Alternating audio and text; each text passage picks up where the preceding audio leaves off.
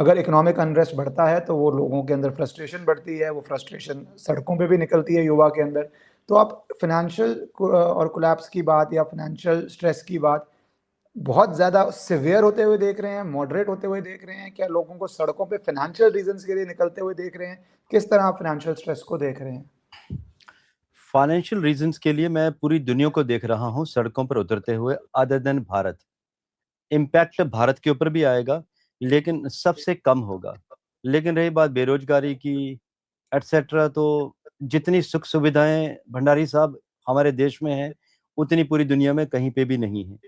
आज 140 करोड़ हैं, कोई भूखा नहीं है यहाँ पर।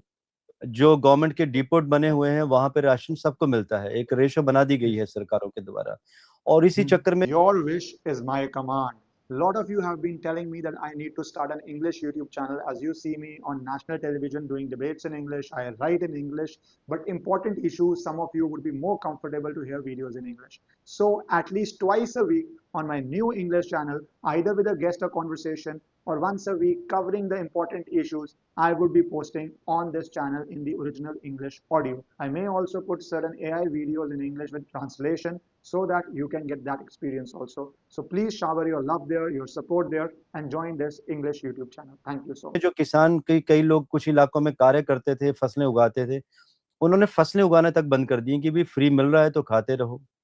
आप यूएसए में चले जाइए, जब कहते हैं ना यूएसए सबसे अच्छी कंट्री है, वहां पे अगर आपको कहीं आपके टीथ का भी ट्रीटमेंट करवाना हो तो 2 महीने बाद अपॉइंटमेंट आती है।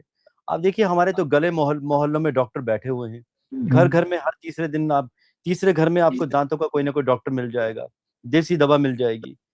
तो आप देखिए जो भारत की सिचुएशन है वो फिर भी स्टेबल रहेगी, लेकिन पूरी दुनिया में अभी हालात और बिगड़ेंगे अभी। ये फिर क्योंकि आपने यूएस की डॉक्टरों की बात करी, अभी जून में ही वहाँ था, तो एनआरआईज तो अब इंडिया आके इलाज करवाते हैं क्योंकि वहाँ पे मेडिकल इंश्योरेंस, लोग काम कर रहे हैं लेट लेट एज तक, क्योंकि कंपनी में है तो मेडिकल इंश्योरेंस कंपनी की हो जाती है, और बोलते हैं नहीं तो मेडिकल बैंक्रप्सी हो जाती है। तो वहाँ तो मेडिकल सिस्टम एकदम ही कोलैप्स किया हुआ है कि आप बड़ी कंपनी के अंदर हो, चाहे 6 घंटे काम कर रहे हो, इंश्योरेंस कवर रहता है। अपने आप लोग इंश्योरेंस कवर नहीं अफोर्ड कर पा रहे इन गुड जॉब्स। तो जी। ये जो फाइनेंशियल कोलैप्स या मेडिकल सिचुएशन भी आप देख रहे हैं, क्या आप इसके अंदर भारत की भी कोई अपॉर्चुनिटी भी देख रहे हैं? क्योंकि ग्लोबल फाइनेंशियल क्राइसिस आपने 2-3 बार ही बोला हुआ, पिछले पॉडकास्ट में भी आपने बोला है, पर भारत को आप इससे अफेक्ट होता उस लेवल पे क्यों? पॉपुलेशन है हमारे पे, तो ज्यादा स्ट्रेस नहीं आएगा ग्लोबल फाइनेंशियल स्कैम का, नॉट स्कैम सॉरी, कोलैप्स का? अगेन यहाँ पर अगर हम मंडेन की बात करें तो जो सूत्र निकल के आ रहे हैं भंडारी साहब, मैं उतना ही बता पाऊंगा, ज्यादा एलबोरेट नहीं कर पाएंगे इस टॉपिक को, क्योंकि ये तो दिखाई दे रहा है कि पूरा सिस्टम कोलैप्स करेगा पूरी दुनिया का, क्योंकि अभी सिचुएशन वॉर वाली ज्यादा चलेगी। अब डिफेंस पे ज्यादा बात होगी, डिफेंस सेक्टर ज्यादा उठेंगे, और बाकी सिस्टम्स धीरे धीरे कोलैप्स करेंगे। आप फिनलैंड में देख लीजिए, फिनलैंड का सिस्टम पूरा कोलैप्स करने की तैयारी में है अभी। लेकिन भारत की अगर बात करें तो भारत की अर्थव्यवस्था बढ़ती चली जाएगी, भारत का जो मेडिकल सिस्टम है वो भी बढ़ता चला जाएगा। रही बात, आपने एनआरआईज की बात की, यूएसए की, याद कीजिए आप, लास्ट टाइम बात हुई थी, मैंने कहा भी था आपसे कि अभी विदेशी जितने भी विदेशों में लोग जो भारतीय हैं, एनआरआईज हैं, आप देखिए धीरे धीरे वापिस आना शुरू कर देंगे। आप दुबई का हालत देख लीजिए, सऊदी, यूएई, और ये प्रोडिक्शंस आपके साथ शेयर हुई थी 1 साल पहले भी कि ये सिस्टम कोलैप्स करेगा, वहां की प्रॉपर्टीज गिरेंगी, गिर चुकी हैं फाइनली। अब सबसे बढ़िया बाजार है आने वाले टाइम में भारत। दुबई का आपने ये 3-4 महीने पहले या 6 महीने पहले हमारी पुरानी कॉन्वर्सेशन है, आपने दुबई का बोला तो मुझे याद आया यस, कि आप कह रहे थे दुबई पे बिल्कुल जिस तरह लोग उसको सिक्योर जोन समझ रहे हैं, कुछ नहीं होना वहाँ पे, बहुत स्ट्रेस आना, और अब इतना आ चुका है कि जो भी वहाँ पे हैं, रह रहे हैं, खरीद रहे हैं, सबको पता है कि प्रॉपर्टी का अनएक्सपेक्टेड, वहाँ पे भी अनएक्सपेक्टेडली, किसने सोचा था कि एक यूएस ईरान कुछ करेगा, उसका दुबई पे असर पड़ जाएगा फ्रॉम सेफ हेवन। तो आपको लग रहा है कि सारा बाजार, अगर मैं रियल एस्टेट की बात करूँ, जो दुबई में था इन्वेस्टर या जो एनआरआईज थे, और ये सारे पैसे वाले हैं, which is good for the economy, तो आप एक बैकवर्ड या होम कमिंग देख रहे हैं भारत के लिए इस सारे पैसे की और इन सारे इंडिविजुअल्स की? देखिए अभी दुबई को और बाकी जो यूए की जो शहर है उसमें सिस्टम स्टेबल होने में 14 से 16 माह लगेंगे, अभी धीरे धीरे स्टेबल होने में। और यही लोग अभी धीरे धीरे भारत का रुख करेंगे। और अगर कोई वहाँ के लोग ये वीडियो देख भी रहे हो, हमारे और आपके बीच में चर्चा, तो मैं उनको ये बताना चाहूंगा कि बेटर है कि भारत में, आई अंडरस्टैंड कि बहुत ज्यादा टैक्सेस देते हैं हम लोग, 35% बोलने की बात होती है, लेकिन अगर हम कुल मिला के देखें भंडारी साहब, तो ऑलमोस्ट 70 से 80% टैक्स देते हैं हम सरकार को। लेकिन हमें ये भी माननी पड़ेगी बात कि भारत सिक्योर भी है पूरी दुनिया की, अगर हम बात करें। और भारत का बाजार बड़ा है। अगर व्यापारी वर्ग अगर यहाँ पे व्यापार करता है तो उसे बाजार भी तो बड़ा मिलता है। अगर आप टैक्सेस ज्यादा देते हैं तो आप पैसा भी तो भारत में ज्यादा कमाते हैं। सिक्योर भी है, आपका अपना देश है। और जब ऐसी कैटास्ट्रॉफिक होती है पूरी दुनिया में, जब ऐसी बाढ़ आती है परेशानियों वाली, युद्धों वाली, तो चाणक्य शास्त्र भी ये कहता है कि आपको अपने देश का रुख कर लेना चाहिए, क्योंकि आपके अपने हैं यहाँ पे, आपके आस पड़ोसी आपके अपने हैं। झगड़ते हैं लेकिन कभी समस्या आएगी तो यही आपके लिए खड़े भी होंगे। जो आपने ये बात बोली ना, आपका अपना देश है, मुझे लगता है बहुत इंपॉर्टेंट बात है ऑडियंसेस के लिए कि आप जिन देशों में हैं और आपके वहाँ पे सिटीजनशिप ही नहीं है, तो वहाँ पे आपके राइट्स ही सेकंड क्लास हैं। अगर मैं पूरे वेस्ट एशिया की, मैं लीगल बात कर रहा हूँ, आप कैटेगरी अलग है, आप सिटीजन ही नहीं है, तो आप जितना मर्जी खुश हो जाइए। गुड टाइम्स में तो आपके लिए सब कुछ ठीक है, बट बैड टाइम में आपकी कैटेगरी अलग है, और जब आप उस कैटेगरी में नहीं है तो कानून किस तरह बरसेगा आप पे, ये आपकी इमेजिनेशन पे मैं छोड़ देता हूँ। पर अंतिम पार्ट में प्रशांत जी, हमेशा हम थोड़ा मार्केट, रियल एस्टेट, गोल्ड करते हैं, तो मैं अंतिम पार्ट की तरफ बढ़ रहा हूँ।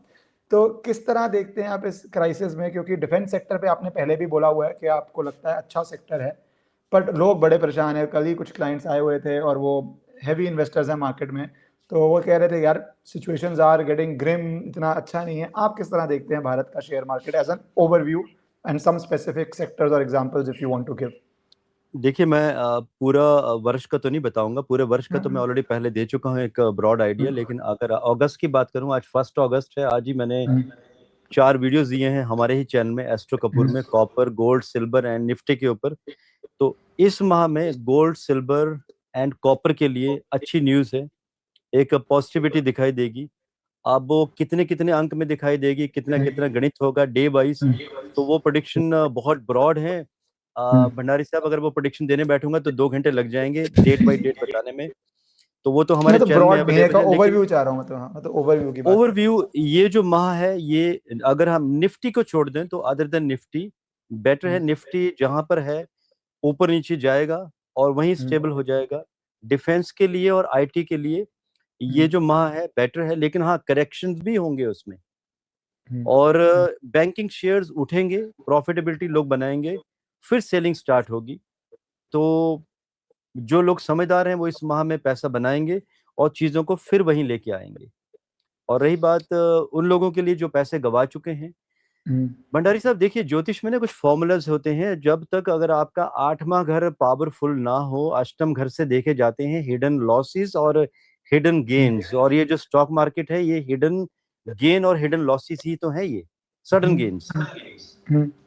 तो जब तक आपका ये हाउस स्ट्रांग ना हो तब तक आपको स्टॉक मार्केट में नहीं कूदना चाहिए। कूदना हो तो आप बेटर है कि कैश में चीजों को लेके रख दीजिए, जैसे शेयर्स लोग बाई करते हैं।